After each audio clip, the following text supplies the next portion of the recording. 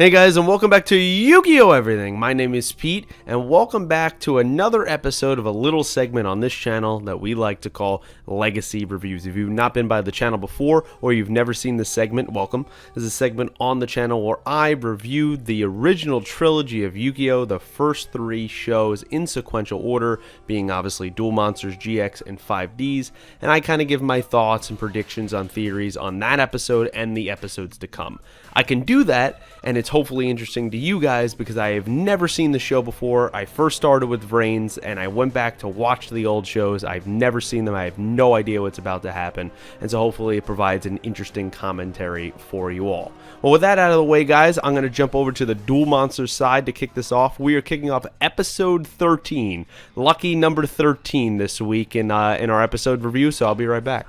Alright guys, to kick us off here for episode 13, this is Duel Monsters episode 13, Morphing Jars Trap, Flame Swordsman's in Danger. And this is probably my favorite episode of the three this week, and I've been trying to say that more often of which of the trilogy is my favorite in that particular week, and I think Duel Monsters takes it this week. This was a wacky episode, and I don't mean wacky in the sense of GX, and we'll get to that this week, but just wacky in the sense that, you know, we had our main characters as actual dual monster cards, like their souls were trapped in their favorite card in this episode. And at first I was like, I don't know if I'm going to really like this, and then as it went on, I was like, you know what? This has a lot of meaning to it. It adds a different element that we haven't seen in the show before. And it adds actually a lot of comedic beats in this episode that kind of really nail it for me. So I really enjoyed that. So picking up where we left last episode, we basically had Bakura. You know, he pulls out one of the Millennium items. This is now the third Millennium item we've seen. We know obviously Yugi has one and Pegasus has one. And he kind of knocks the souls out of everyone, and he's going to take the Millennium Puzzle, and then the other Yugi kind of comes out and is like, yeah, I'll play you in a shadow game. So we pick up exactly there, and, you know, Yugi goes, oh, hey, I didn't know, Bakura, you know, you were a shadow duelist, and he goes, oh, Bakura, I'm not Bakura. So right away, that kind of answers that, okay, this is some sort of spirit. We know there's somehow a split of Yugi or something. It's a little more explained in this episode, and we'll get to that, but maybe it's the same thing with Bakura, or as the episode goes on, we find out that it's an actual, like, evil shadow duelist from the shadow realm that is actually kind of taken over the body. The spirit is taken over the body of Bakura, so it's not like he is willingly and nicely sharing his body like Yugi is over there. It seems more of this spirit is completely taken over Bakura and kind of comes at it will when it wants to. It also makes me think, like, yes, that might be the case now, but will Bakura become something else later on? Will he get retaken over? Okay, understandable. Or will this fundamentally change who Bakura seems to be, which seems like a pretty nice guy that the rest of the gang trusts. We'll have to see as this show goes forward and the season goes forward, but basically explains that right off the top and then just says, hey, you know, I want to collect all the Millennium items because that makes you the most powerful person in the world, and I'm going to come for your puzzle piece.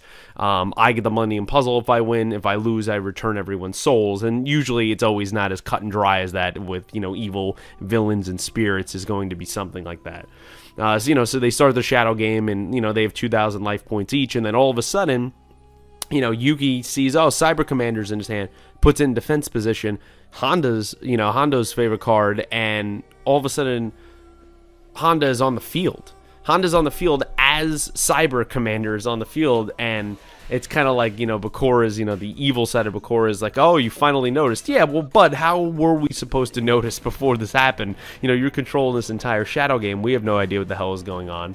And he goes, you know, you finally understand. And Yugi goes, okay, well, I guess everyone's favorite card, their souls are trapped in there. And so now it creates this really interesting dynamic as the episode goes on. And it's cool because it's only a one episode duel, but still has a lot of meaning and a lot of kind of back and forth behind it, a lot of sinisterness, if that's even a word, from evil Bakura there, because you create a situation where you don't want to spawn, I mean, you know, you don't want to summon any of your friends, you know, and we see obviously in this episode with mostly, you know, we see the split of Yugi for really the first time.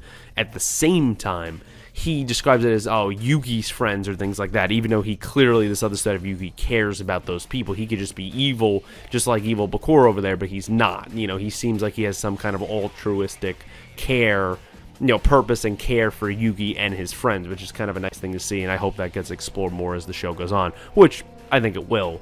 But when he has Flame Swordsman in his hand, he goes, oh, obviously this is Jinochi's card. I don't really want to spawn it. However, there's nothing else that's going to beat White Magician. So you get into this kind of thing of, hey, this is the card I've literally been dealt in my hand, and if I want to eventually defeat Evil Bakura here, I kind of need to spawn, summon Flame Swordsman here. Flame Swordsman, takes out White Magician, no problem, after he explains the whole situation to Jinochi, who's a little freaked out at first, and then he gets it. He's kind of liking the whole cosplaying thing.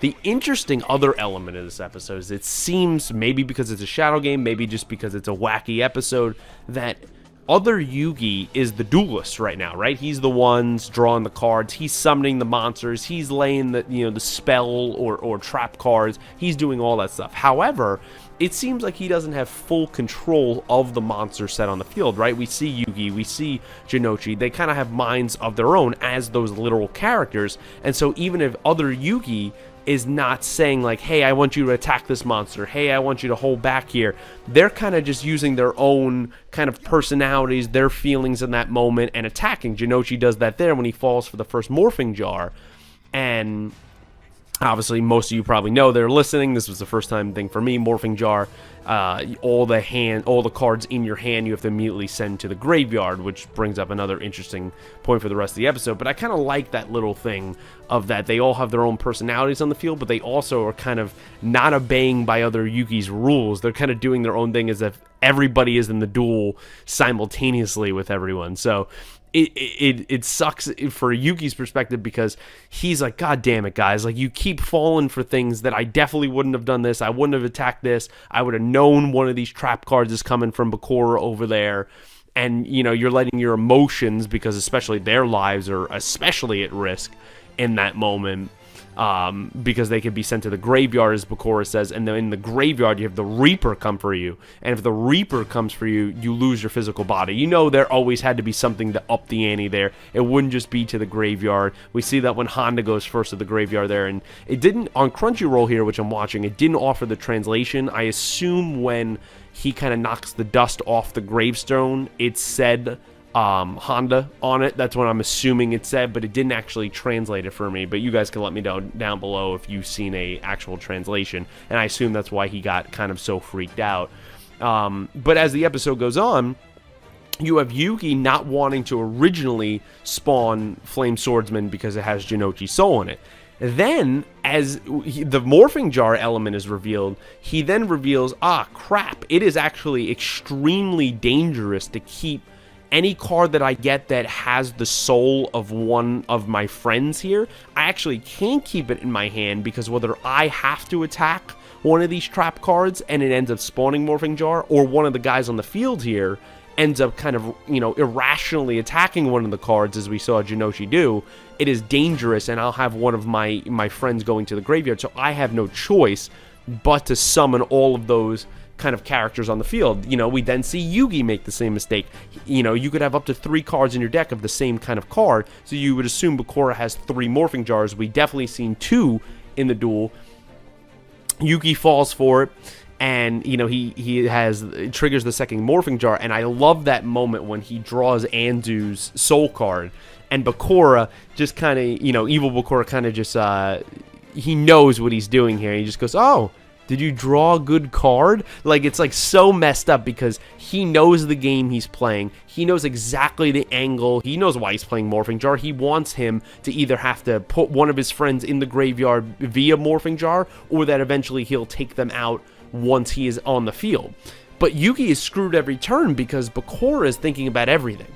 You go from not wanting to summon your friends on the field to then having to summon them on the field. And then once you summon them on the field, he activates a trap card called Just Desserts, which I thought was a really cool thing, by the way, which deals 500 direct attack to your life points, 500 attack points for every single monster you have on the field. So at that moment, other Yugi had Yugi, he had Honda and he had Jinochi on the field. That's 1,500 of your 2,000. Boom, you're already screwed. And like he says, you know, if I take one more shot like that, I'm going to lose. And then in turn, everyone would be dead. And what I would imagine is other Yugi that's trapped in the Millennium Puzzle, he would still go back to staying in there. He would just be controlled by the Shadow Duelist that is inhabiting Bakura's body. So a little confusing there with everybody's spirit going around. But you would imagine he wouldn't die, just the actual people that seem to be in reality.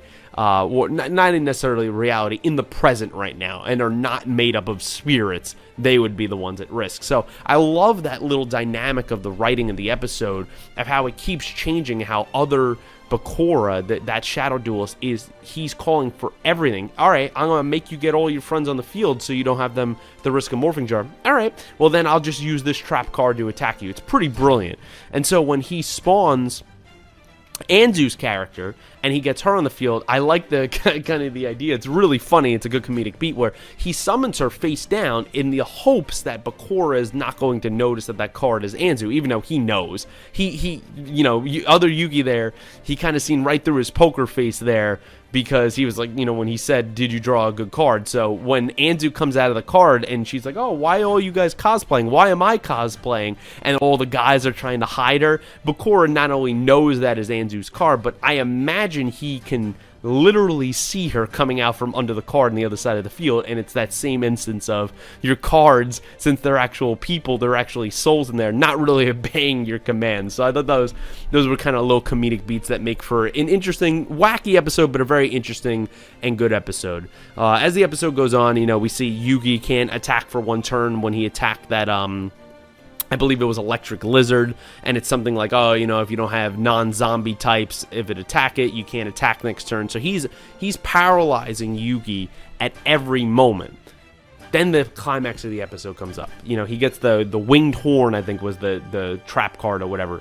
The issue is, once Man, you know, Eater Bug or whatever goes on the field on Bakura's side, if you attack that, it automatically flips face up, and that you're going to have one of your monsters go to the graveyard. In this case, one of your friends go to the graveyard. But to activate Yugi's trap, you also need to sacrifice and kind of send one of your cards to the graveyard. No problem normally whatsoever in a normal duel, but in this Shadow game, with all your friends as the only monsters on the field, ends up being a big deal. And you have this moment where Jinochi goes, you know, hey, one of us is gonna die anyway. We might as well go out with destroying that card so it doesn't get someone over and over again. And you know, Honda was gonna do it. Yugi obviously he can't attack for this turn, so it kind of takes the motivation out of our main character and kind of the choice out of our main character, and allows it to flesh out some of the side characters and kind of the hero that, you know, the heroism that they could have. And we've seen that with all of them, but especially Jinochi, and he kind of stops Honda, you know, saying like, oh, you know, I've already been to the graveyard, I'll do it. And Jinochi goes, yeah, that's exactly right, I'm the one who's going to take the fall. He has a very, you know, he takes him out. It's a very emotional moment that all of his friends kind of get that, you know, triple box of their reactions as Jinochi is sacrificed to the graveyard. They able to destroy Man-Eater Bug when, you know, the horn is able to activate. And the Reaper, you know, we didn't really see it when Honda was in the graveyard. The Reaper is straight up in the graveyard hunting for Jinochi, and he's about to die when Anzu kind of cries on the card. And at first I was like, wait a second, like, how did she flip herself up? But Yuki flipped herself up, and when she was activated, it allowed him to use her effect, which was basically to take one of your spell cards out of the graveyard and put it back in your hand. Yuki uses Monster Reborn, which he originally did to bring back Honda in the first place when he was in the graveyard, and he brings back Jinochi and saves everyone. And it kind of pisses Bakura off, because at that point he's like, all right, all of you should be dead by now and in the graveyard. And he's kind of just stalling for time. And Bakura, you know, it's not as easy as he thought it was, you know, to beat our friend group here, which I really like. And always everyone is always hating on friendship in these shows. If you notice, they literally always are. He's like, oh, friendship, oh, I'm going to show you your buddy games don't matter, you know. Like, sometimes maybe if some of these villains had some friends, maybe they wouldn't be so evil, guys. I mean, like, come on now. Another good moment I'd like to point out in this episode was, I don't know if this was intentional in VRAINS, but remember when everyone during the whole Ignis arc in season 2 leading up to Bowman when they were all saying, like, when they went out, they'd be like, oh, I leave the rest to you. You know, we've seen Kusanagi say that. We've seen Revolver say that to Yusaku. Was that in VRAINS? Was that a callback to something like this? Which maybe this will be said more in the other shows, because Jinochi says it to Yuki of I leave the rest to you when he kind of sacrifices himself there, which I thought was a really powerful moment in the episode. And maybe the writers didn't think of that in VRAINS and it just happens to be a common phrase, but either way, I think it kind of works as a nice callback to that, even if it was unintentional. So that was something I really noticed. We get to the end of the duel, and Bakura, he brings out Change of Heart, which has real Bakura's actual soul in it. You know, he summons it on the field, and the idea is he's going to have, you know, Dark Magician, you know, our Yugi, fight all of his friends on the field and kind of turn them against each other, and then in turn, you know, lead to their defeat. And, you know, Yugi, you know, our duelist Yugi here goes, you know, your evil has no limits, and he's like, oh, you know, you all die in despair, you know, friendship doesn't matter, it's over, and all that stuff. And it kind of, the first time that the Shadow Duelist, he didn't predict things right. He had a situation where Bakura, seemingly as a nice guy, didn't obey him. Why would he want to attack people that seem to care about him or he seems to be friendly with? He goes right into the monster that the Shadow Duelist already had spawned on the field, and he goes, hey, Yugi, attack me. I'd rather not live than have some evil spirit. God knows how long this evil spirit has been inhabiting his body. I'd rather be defeated and that's it, and not be living with this kind of this menace. And the Shadow Duelist is, you know, like, oh, how dare you, and things like that. And then we've seen the OP-ness of other Yugi where he uses Mind Crush, and he kind of switches the Bakuras, puts the Shadow Duelist on the field, which obviously makes Yugi's Black Magician there an easy thing of like, all right, well, you're evil, I'll take you out. Knocks him out, beats his life points. He goes to the graveyard where he seemingly dies by the Reaper, but I have a feeling we're going to see that evil Shadow Duelist return at some point. That would make the most sense. And I like the cool, like, nod where, like, the Reaper had, like, other Yu-Gi-Oh cards, like, kind of on his staff there. I really like that because it seems like he's taken other souls, maybe even recently. So it's a nice little kind of detail that I really like there. What is that called? I always forget. What is that called? That the Reaper, his weapon. It's called something. Let me know down below. But I'm blanking on what the name of it is right now. But you know, that ends the game. Everyone's soul comes back, and it kind of comes out. And Bakura explains, like, yeah, this is called the Millennium Ring. He doesn't say what it does. It has something to do, I guess, with taking the souls out of people. And my dad, you know, he's basically, you know, an archaeologist. You know, he travels the world, and he got me some of these cards and the Millennium Ring as souvenirs, and the Shadow Duelist was inside that. Even though, I mean, as his dad, like, how did you, the guy has, if he's seen that the guy has evil red eyes, if he could actually see that, like, come on, man, have a little better judgment for the gifts that you're buying for your son there and who you're buying for. So I thought that was a little ridiculous moment, but, you know, you could kind of forgive it. You know, it is what it is. And so when they all come out, you know, they're all laughing, and then they hear Maze scream in the distance, and that's kind of where the episode ends. But the final point I wanted to bring up is we kind of get a little bit more of the Yugi dynamic, because our friends here in Anzu and Honda and Jinochi, they notice there's two different Yukis here in the field, and he doesn't explain to us yet. We get a tiny bit of detail that he goes, oh, basically this Yugi lives in the Millennium Puzzle, and, you know, I didn't mean to trick or lie to you guys, I'm sorry I didn't tell you. And, you know, they make jokes of like, oh, one's the regular Yuki and one's the cool Yuki, and our actual Yuki gets a little embarrassed, and, you know, you have good comedic moments like that. But it seemed like we were making a little progression on what actually the split that he has between him, and then it kind of seems to kind of fold itself in at the end there, because they're like, oh, well, it was all a dream. It seemed like there was two Yukis, and Bakura and Yugi are like, oh, because they know the truth. So I hope that they'll eventually, Jinochi and Anzu and Honda, realize that, hey, what they saw was true, wasn't just one big crazy dream, and that Yugi will explain more about what lives around his neck there in the Millennium Puzzle. But guys, that's kind of my thoughts here on episode 13 of Duel Monsters. My favorite episode of the trilogy this week, guys. So let me know what you thought down below. Kind of this, I thought was a really fascinating duel. A great kind of villainous presence there with the evil spirit that was in Bakura's body. And I'm looking forward to seeing what's next and where May is, guys. So jump down in the comments and let me know below what you thought of the episode. I'm going to switch over to GX, so I'll be right back.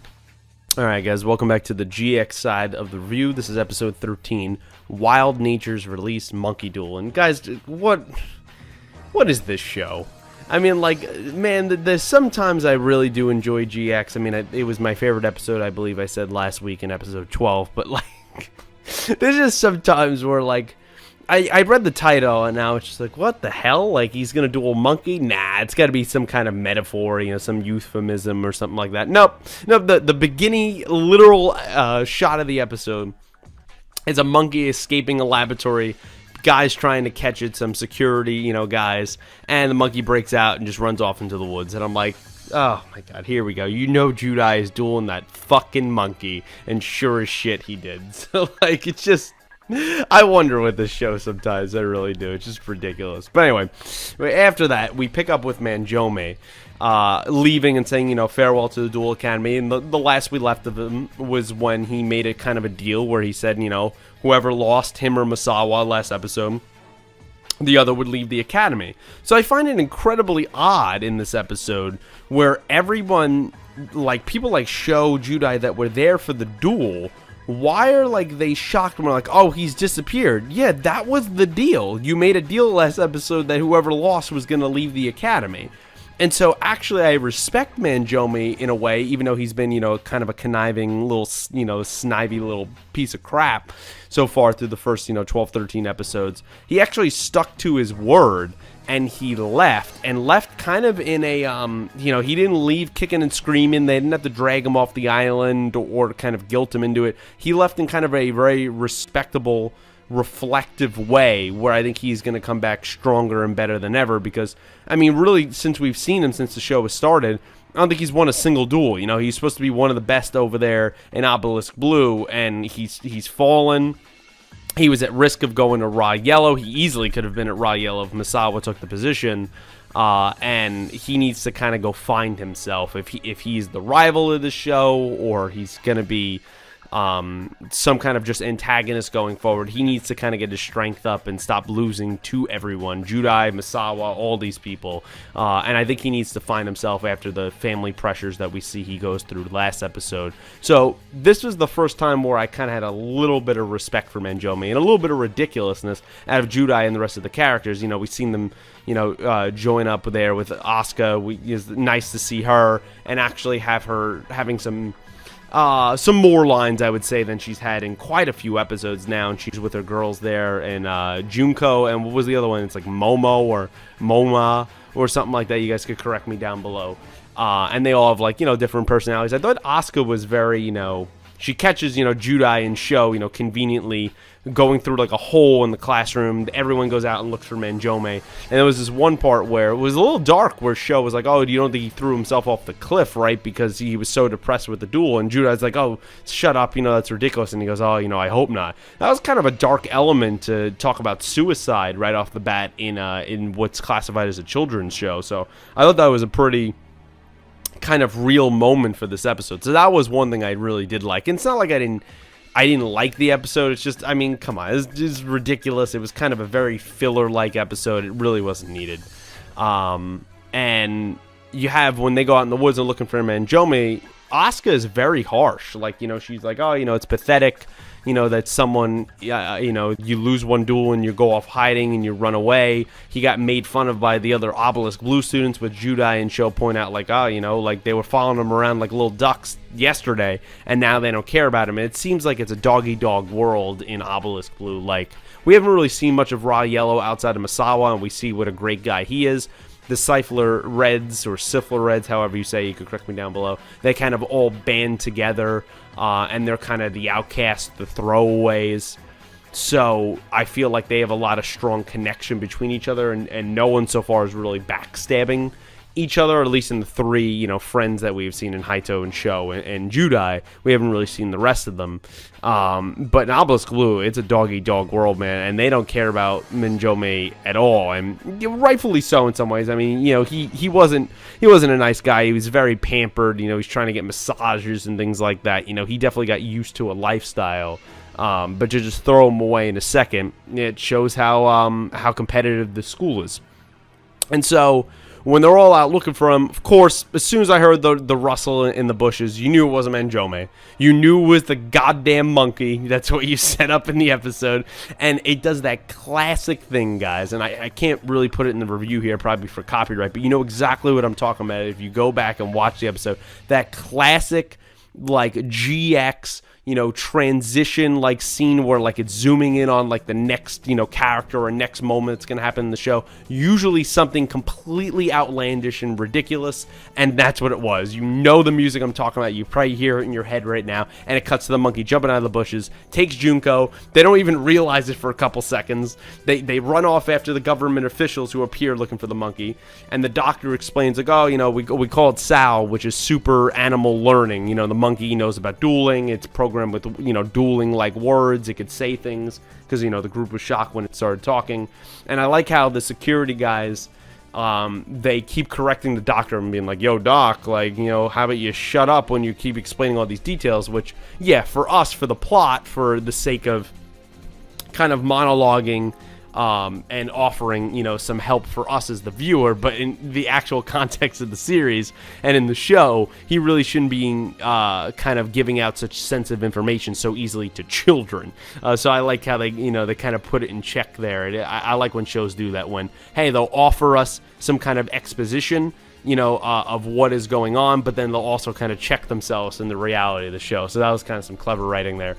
And when you know, Sal there takes away Junko, I'm like, god damn it. Like, this is exactly all the monkey stereotypes are in this episode. We get some Planet of the Apes vibes. We get some King Kong vibes, where he brings her up to the highest point he could find on the cliffside, on the branch, the tree out there, puts her over there. Surprised that he didn't take Asuka for two reasons. One, she's the blonde. I mean, so that's usually what King Kong goes for over there. But two, she's the main girl lead, so in classic Yu-Gi-Oh! Girl fashion, I figured, why wouldn't she be the one in perilous danger hanging over the cliffside? Alright, you know what, the writers were like, you know what, that might be a little bit too on the nose. We don't want to put Asuka and kind of diminish the power that she has. We'll put one of her friends in Obelisk Blue kind of there on the cliffside. So either way, kind of fucked up, guys. But, you know, Judai, of course, challenges Sal to a duel, and basically is like, oh, you know, you'll release the hostage if I win. And Junko goes, yeah, what if you lose? And he's like, oh, you know, and Judai kind of gets embarrassed there for a little bit. And he's like, oh, no, I'm not going to lose. But, oh, you know, if you do lose, fine, I'll set the monkey free, even though he literally has no power to do that whatsoever, especially that he's a kid and he doesn't work at this government lab. And, you know, Asuka being harsh, you know, with you know, Momo, whatever her name is, over there, who thought, you know, Manjome was attractive and he's cute, and thought apparently Misawa was cute last week. She kind of insults Judai and is like, oh, well, I guess he's kind of monkey-like, so that's why they kind of get along and know how to talk to each other. So that was a little messed up. She likes him towards the end and is like, oh, I guess he's not all bad, but it's just, for, you know, for a Cypher Red or Sifler Red, like, they always look down, man. It's a straight up caste system here with the school. But the duel itself, like, nothing crazy happens. Of course, Sal has a monkey and gorilla, you know, ape themed deck.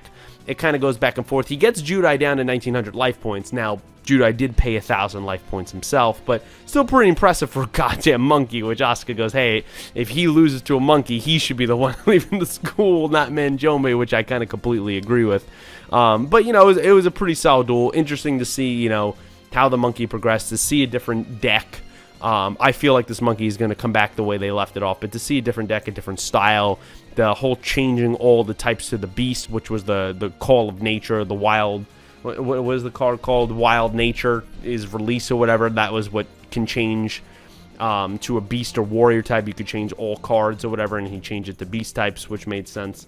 But Judai to kind of come back with a card of his own, use Clayman, uses defense points to knock out Sal. I really like that. I also like the little things of, like, in Sal's visor that he's hooked up to, he has the bananas for the life points for Judai and for himself, and then they go down to 0. He loses all 4 bananas, representing the 4,000 life points when he completely loses. So it was a little details like that throughout the episode that I like. And I kind of like that Judai kind of shouted back at Asuka when, you know, she was kind of going at him and saying, oh, you know, you're the one that should leave in shame in the school. He was like, you know, shut up. Like, yeah, Asuka, relax yourself over there. I didn't see, the only time I've seen you duel in this entire show, you lost to Judai in a lake. So, and he also saved you from some crazy mercenary duelist that, Kronos hired over there. So, show Judai a little bit more respect. And I think I can't be as harsh on her because she reminds me almost of Helga from Hey Arnold. And I know that might be a weird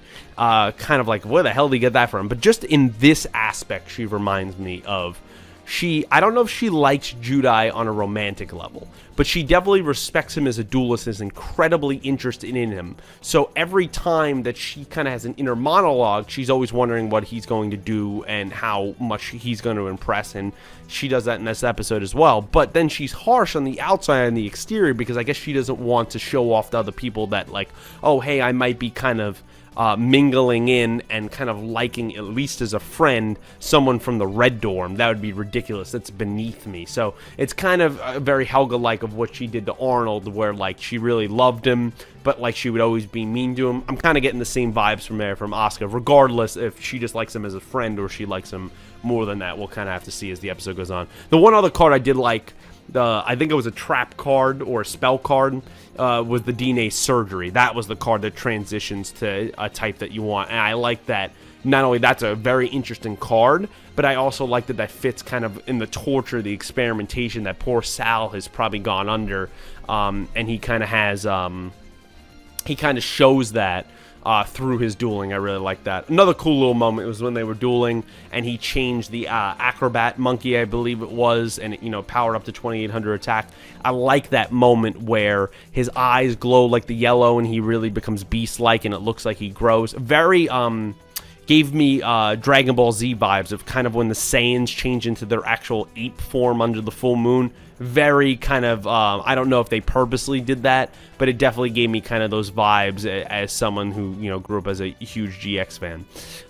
When Sal goes down, Judai, of course, stands up for him. He gives, Sal gives Junko back, and he stands up, and, Asuka and everyone is proud of him that, that's exactly what Judai would do. Like, hey, he's going to set the monkey free. He's not going to let him go back to the lab.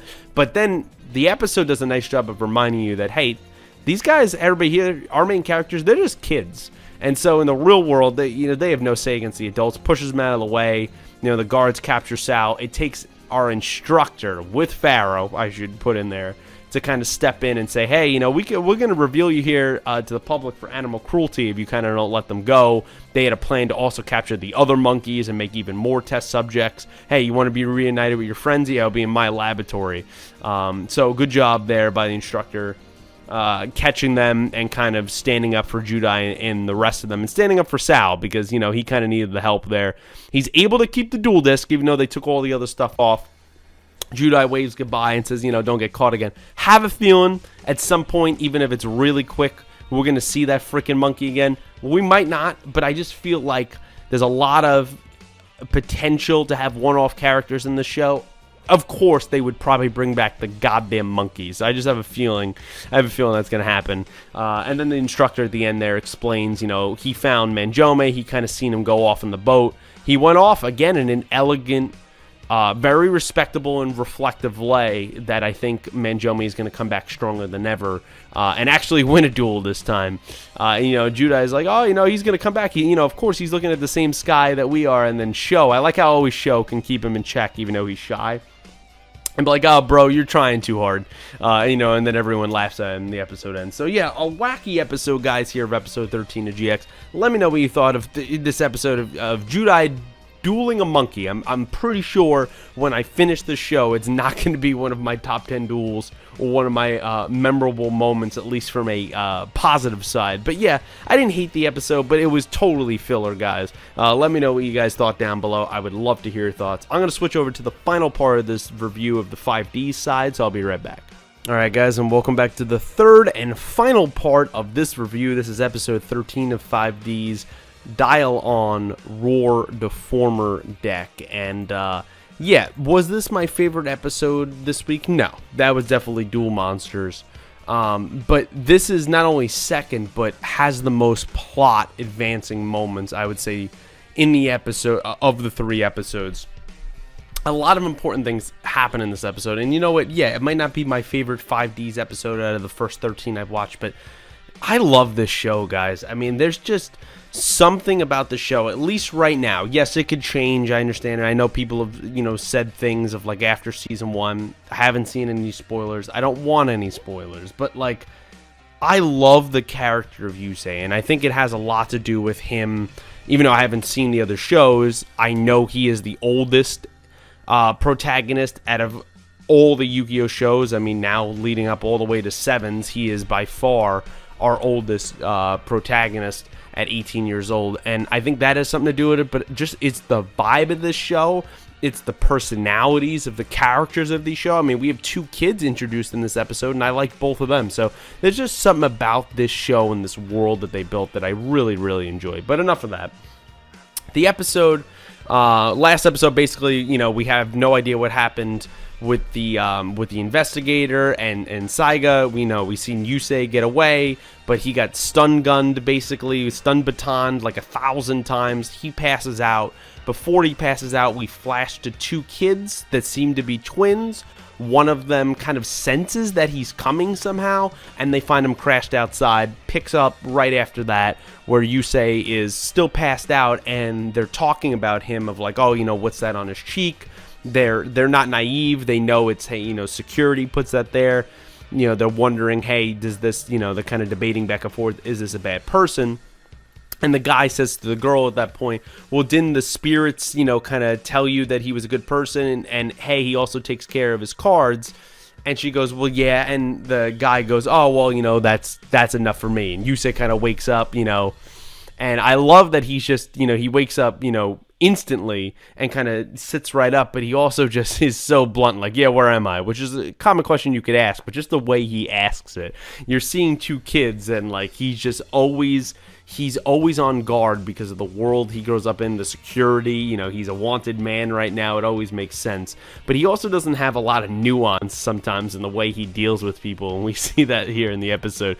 It's a very heartwarming and sweet episode, but like just so classic that like they introduce themselves as the guy being Lua, the girl being Luca, and just ask what his name is, and it's just Yusei. Just says simply, one word, that's it, that's my name, and it cuts right into the opening. I love those moments of editing in the show. It's so simple, but it's just so classic, can display that character as being, someone who is a minimalist, who says very little words, and you let kind of the 2 twins, really Lua, in this episode kind of be our people that explain our exposition throughout the episode.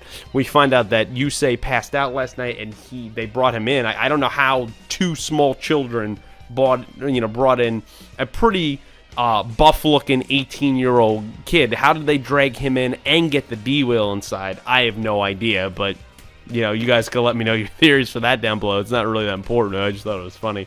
But they revealed that they're at the Tops, which is basically a hotel. It looks like it's in kind of the rich upper class part of Neo Domino City, as if the city couldn't get more rich. I guess this is the rich of the rich. They have their own security. You need special permission to get in there, which is why, Ushio can't get in. And I always like that he's so hell-bent on getting Yusei that, like, he's not going through the proper channels basically to get a warrant. He could have easily, he's been there all day, go get permission to, hey, we think some satellite fugitive who stole from the security building is in the Tops over here. Hey, give me a piece of paper to get permission to get in there. No, he's so stubborn that he'll just wait outside and not get that. Maybe it would take too long. I don't know kind of how the inner political workings of Neo Domino City work there.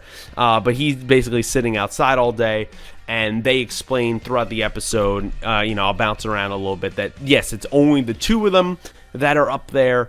Their parents come by time to time, but, basically it's just them. They do their homework online. They never go out. And yes, they live the luxury kind of lavish life, but man, for 2 kids that I'm expecting are probably 8 years old maybe, that's a kind of a horrible way to live. That, hey, at least they have each other, but very unattentive parents.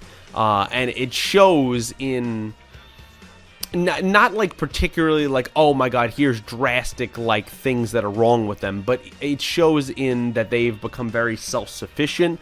They know what they're doing. They're practicing their dueling skills. They're probably good at school. And I like how the episode displays that they have 2 very different personalities. First off, it seems that they are not identical twins. Lua likes to point out right there that Luca is the younger one, so she's the one that I guess was second born. But you see their different personalities, and Luca is much more reserved. She seems to be, I wouldn't want to say the more intelligent one, but the more sensible and logical one. Out of the two of them, she's the one that's more hesitant, more cautious, and even though she heard from the spirits, and she seems like she has the connection to the spirits, and whatever that will mean, we'll see going forward, I would imagine. But she's the more cautious one, but Yusei, especially when they see that mark on his face. Lua is just, hey, he seems like a good guy. You know, you heard from the spirits, right? He takes care of his stuff. That's good enough for me. Hey, you're probably a good duelist. Duel me. You know, I really want to get my skills, you know, and he goes, oh, you know, I always do Luca, and, you know, she, you know, basically implying that she's not really that good. I need to differentiate, you know, the people I go against and go against, you know, stronger people to become more powerful.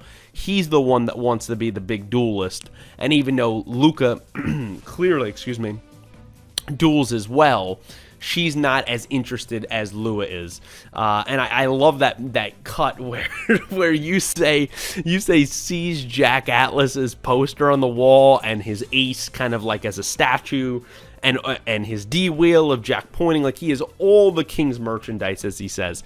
And of course, you know, Yusei not being a big fan of Jack after everything that went down with them, which, you know, we'll get more of that backstory as it goes on. I love the way he kind of just reacts in the most like kind of minimal way, but also just you could see it's paining him, and he has this hatred just boiling beneath the surface of course, the place that I crashed in has a kid that's a massive fan of Jack Atlas, who I really kind of hate, and are trying to get back to seeing how our destinies kind of mix together, and he's the one that betrayed me and my friends and all that stuff. So I thought that was a really funny moment. We get another important thing in this episode that connects us to at least the first show, and I believe the second show as well, because I believe they've mentioned it in GX in 13 episodes, but maybe not. But we also know that Yugi, we seen Yugi in the beginning of episode 1 in GX. We know he's been talked about as the king of duelists, so we know that GX and Duel Monsters are in the same universe. Seems like 5Ds has to be in somewhat of the same universe, because they talk about a Fortune Cup, so it looks like we're getting a tournament arc coming up, and those invitations to the Fortune Cup, which Luca got, not Lua, Luca got it, were sent out by Kaiba Corporation. Is sponsoring the event. So even though the public maintenance maintenance department seems like they are behind the Fortune Cup, clearly with Director Godwin, Kaiba Corporation, they're somehow related, in bed with the maintenance department.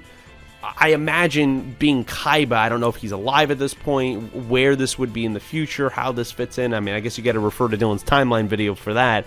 But Kaiba, I don't think, would just willingly work under someone like Rex Godwin, so it's got to be more of a partnership, or them using Kaiba Corporation as an outlet to kind of distribute their Fortune Cup cards. And I really like that moment of just how Yusei is pissed that he gets that card, and you have that whole moment where Luca's like, you know, she again seems to be the one reserved and is not really interested in dueling, even though she clearly knows what she's talking about, and we see that when Yusei and Lua duel.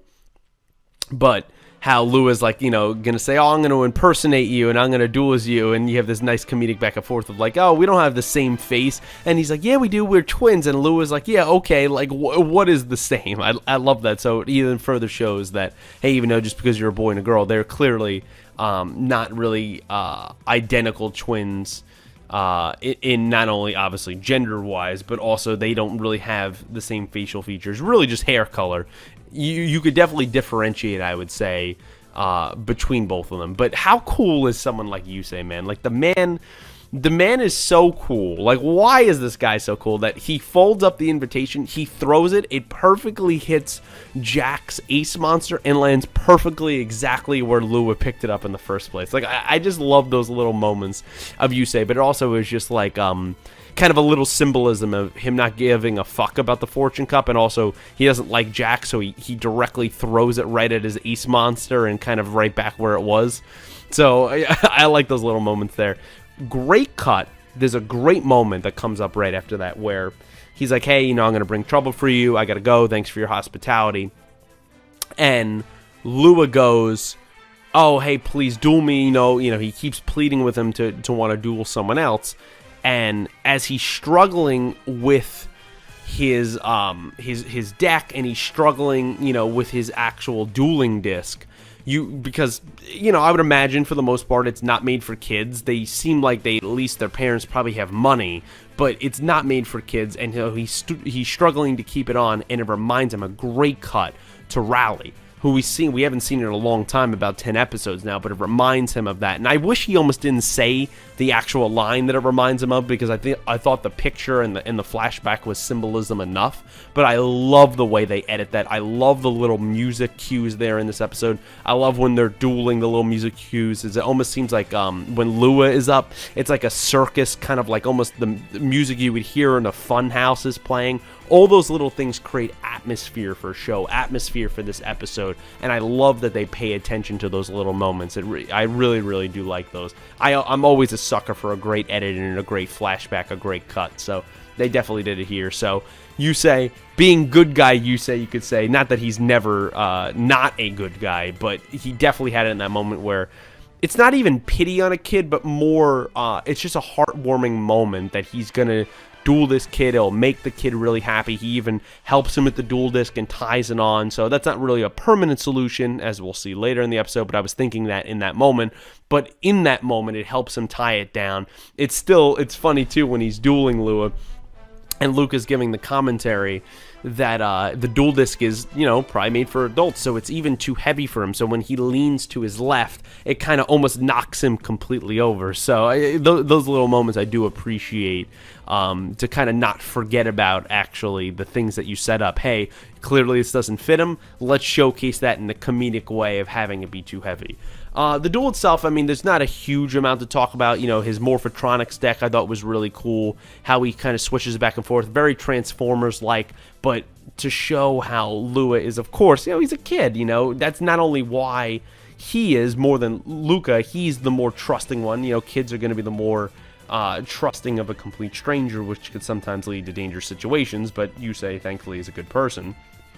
Even though society seems to not think he is, as they keep, always, going after him and marking him in trouble. But I love Lua's energy in the duel. I love that he really is a kid in the way he is. But that also shows the difference between him and Luca, because Luca is, she's kind of over there saying like, his duels are loud, and hey, he's way louder, he's way more energetic in this duel. Yeah, of course, if he's dueling only you all the time and he's dueling someone new, of course that's going to be an exciting thing. And that shows just that not Luca's bored with duels, but she's not as interested, and she is the more clearly rational one in the situation. But the duel back and forth, I like that, Lua got a little cocky, as a kid would. He dealt, Yusei some damage, and hey, that was all cool. And then, Yusei is not the best at, he had a heartwarming moment of accepting the duel in the first place, but he's not someone that's gonna let a kid win, or at least get close to the kid winning. He kind of wipes the floor with the kid for the most part. Doesn't really hold back at all. Even when Lua is kind of talking and saying like, oh, Yusei, this is cool, and things like that, boom, chalks right over him, and Lua's like, oh, and like it's just going right into kind of his chanting summons and explaining what the cards do. So I really thought those were kind of funny moments where Yusei kind of needs to knock a little bit of his sharp edges off, especially if he interacts with these kids going forward, because they're probably literally 8. They could even be younger. He's probably like 10 years older than them. So maybe he doesn't have much experience besides Raleigh with younger kids. So maybe he'll warm up to them more. But I thought they had a lot of heartwarming moments. He did smile throughout the duel. He was excited. Not showing the excitement, but his little smiles, his little bit of like glow that Yusei had in his eyes to kind of see the excitement that this duel is bringing a child. I thought that was a really heartwarming moment. He really is a good guy, and he keeps showing that throughout the show. So I really did appreciate that. And then when he finishes him, where he uses I believe a spell card, he changes the monster positions of all 4 monsters that Lua had on the field. So defense monsters become an attack position, attack vice versa into defense position, and then it allows him after a couple synchro summons that he uses Nitro Warrior, and he's able to take Lua out. Key though, when Lua thought he was going to synchro summon with 4 monsters, that he was going to summon a level 7 because he had a 3 and 2 2s. And Luca explained that no, he can't do that because 2 of those monsters are tuner monsters. He can only use 1. So again, clearly she's dueled. We see her dual disc at the end of the episode, and clearly she knows what she's talking about. She's just not, for whatever reason, a fan of it. It doesn't interest her as much as it does Lua, and I like that you differentiate. You know, it'd be very boring if you have the same personalities of those 2 characters. But, you know, he kind of, you know, knocks him out and gives kind of a speech to Lua, basically saying, you know, hey, you can't get too cocky. You have to be able to anticipate counterattacks, because then you're never going to get to your dream of being one day the king. He doesn't say be a Jack Atlas, but he, you know, implies that by saying being the king, because he really wants to talk about Jack as least as possible. And it was worthwhile advice. Before I finish up over there, I want to cut to, in the middle of the episode, it cuts to the you know, public health maintenance building, where we get that one character that apparently is not a girl, it's a guy with a stupid laugh that drives me crazy all the time. And it talks to Rex Godwin, who clearly, you know, we see, hey, has all the invitations been sent out? Kaiba Corporation and Godwin here might not really, it's not really random how these invitations went out. I think it is clear that they sent it to all the people they sent it to, including Yusei and including Luca.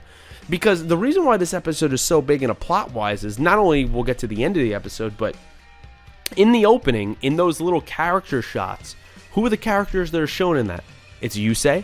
It's Jack. It's the 2 twins that we now know are Lua and Luca. It's what I would assume is the main girl that we have not been introduced to yet, and then it's Godwin. So clearly these twins, they're going to come back. They're going to be big parts of the story. Otherwise, I feel you wouldn't put them as one of the main things that show up in the character kind of flash symbols in the opening one here. So they have to be a big deal, and that to me means that these invitations might be seen as, oh, they were randomly selected. No, I think every one of these duelists is purposely selected for a reason, especially at least several of them. Maybe they sent out other ones randomly to kind of cover the fact of specific targets that they were picking. Clearly Luca and clearly Yusei are 2 specifically picked targets. Interesting, though, that when they're talking to Rex there in that scene, they say, oh, you know, there's only one left. Oh, it's for the boy from Satellite. Oh, where is he now? He's in the tops. We see that Saiga, I guess, kind of disabling the tracker, or they thought it disabled the marker, the tracker in the marker. They call it amateur work, so they know he's exactly in the tops. Is it they want him to interact with Lua and Luca, and it kind of just worked out? Did they somehow guide him there? Or... because, like, my thing is, like, why wouldn't they just improve the investigator and the police to go up there and get Yusei? Why did they let him stay for over a day in the tops if they know where he is? So, like, are they were just waiting to make that move at the end? Well, they could have made that move by literally going to visit him in the tops in the hotel. Interesting that did they want those characters to interact? That's a question I definitely have going forward. Why not just go get him? You guys can kind of let me know your theories down below without obviously spoiling the show. It was a little funny moment, though, that when Rex is in his office, guys, if you go back to this episode, how close is he standing to this frickin' mirror? Like, do you feel like he's standing like an inch away from the mirror? Like it's like a ridiculously close he's standing to the mirror. I thought that was a little, that made me chuckle in that scene, because I thought it was pretty funny how freaking close he was standing to the mirror. I love that. But you could see that they clearly were letting Yusei, they knew he was retrieving his D wheel, and they knew what he was kind of going about. They wanted to almost have him pick up all those pieces for a reason to participate in the Fortune Cup, which makes me think further they wanted him to interact in the top. So once the duel is over and kind of Yusei gives his, little speech there to Lua, he's like, I'm going to head out or whatever. Lua starts crying, and this further shows more that I think Luca is powerful, and probably why she got the invitation is because she goes, oh, you're crying again? Oh, he does this every time. To me, he would only cry if he lost, and if he's only ever dueling Luca, to me that implies that Luca probably duels him at least several times and has beaten him quite a few amount of times, and why he's also the one that wants to become more powerful. And maybe Luca doesn't like dueling as much because she's kind of confident in the power she has. Plus, she's only ever dueling one person that she probably beats all the time. So I thought that was a little bit telling to probably why she got the invitation, and that she's probably at this moment the more powerful and talented duelist of the two twins. And so Lua, of course, after it is, Luca, for all the crap that she was kind of talking about Lua, or like, oh my god, like, my brother, going on and on here, he's so overdramatic, he's so enthusiastic, she still patted him on the shoulder and said, hey, cheer up. She was still there as a sibling, which I really thought was nice. And when Yusei once again thanks them for their hospitality, they say, even Luca, who was not trusting at first, says that, after Yusei goes, hey, look at this marker, I can get you in trouble, she's like, oh, well, can you at least stay the day? And I think Yusei gives in there not only to appease the kids and to, he really likes them and gets kind of a rally vibe from them and wants to be heartwarming, but I also think he thinks, oh, well, hey, it's daytime out, it's going to be way easier to escape at night, that's why he leaves at 1:03 a.m., and that would just be a way better thing to go about. So it kind of works twofold there. We see that Ushio is, he's still waiting outside. He hasn't gotten a cup of coffee, it looks like. He hasn't gotten any permission. He's getting restless to wait for Yusei to come out. And when we get Luca and Lua sleeping, we see that Yusei does a very sweet thing, and he kind of disables and modifies the dual discs for the both of them so it would actually fit kids. So, Lua's not going to, run into that situation of it being too heavy or not actually clipping on. I thought that was a really sweet moment. And it just shows how not only great of a person Yusei is, but, he's coming down in the elevator and he's setting up on his D-wheel. He's just cool, man, bringing down the dark visor. He's just a cool, suave dude, man. Even though he doesn't have that suave personality, he could portray it if he really wanted to. And as soon as he comes out, the investigator's right there. And it's almost like I really thought for a second they were going to set up for another duel. And I was like, dude, this is like the third or fourth duel now in 13 episodes. I am sick of watching the two of them duel. Like, doesn't Ushio get it at this point that, like, dude, you're out of Yusei's class. You're not good enough. Like, that it is what it is. And Saiga's like, he was there the whole time. He's like, ah, damn, the cops got to him before him. Ushio got to him before. And before Yusei's about to run away and get off, I don't know what Saiga was going to do in that moment. We see that person in Rex Godwin that we've seen a few times, the one with the stupid laugh, shows up. It's apparently a he, even though it looks like a she, introduces himself as Jaeger. So we finally got a name for that character. And he is the head of special investigations there at the public maintenance department. Despite Ushio's protests there and kind of a threat that Jaeger gives to him, he doesn't care that, Yusei stole the D-Wheel, because I kind of think that's what, him and Godwin want. They want to set him up as much as possible to compete in the Fortune Cup, and they basically give him a message from director Rex Godwin, and Yusei's like, what? Obviously knows it's not going to be good news, hands him the invitation, but the best part is paperclip to that, in such a shitty, downright dirty way, is a picture of the four of his friends, one of them being Raleigh, the people we've seen like in the first couple episodes, and a straight up threat, a straight up blackmail that, yeah, we're gonna, Jaeger literally says, we will hurt these people in unimaginable ways if you don't participate. They will suffer pain you can't even imagine. But just, I love the dick way to say, will you please participate in the Fortune Cup, as if Yusei had any choice whatsoever. Goes back to the car.